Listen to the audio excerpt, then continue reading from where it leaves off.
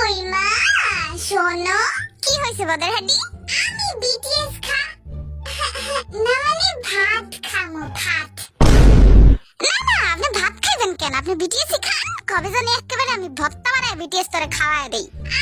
মা, চিত্তা যাও কেন? যা সর আমার সামনেতে।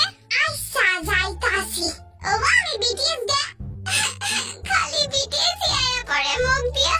না মা, আমি ঘুমাইতে গেলাম। হ্যাঁ বদের হাড্ডি, তুই তো পাগল হইছস, এখন আমারও পাগল বানাইতাছস। যা সরতে।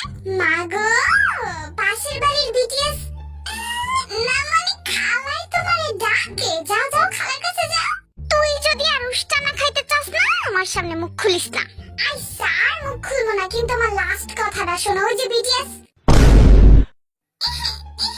না মানে, ও বাবা, তোমারে ডাকছিল, এইটাই কইতে চাইছিলাম আর কি। এবার তো আমি ঝাড়ুটাই আনতাছি, খা তুই।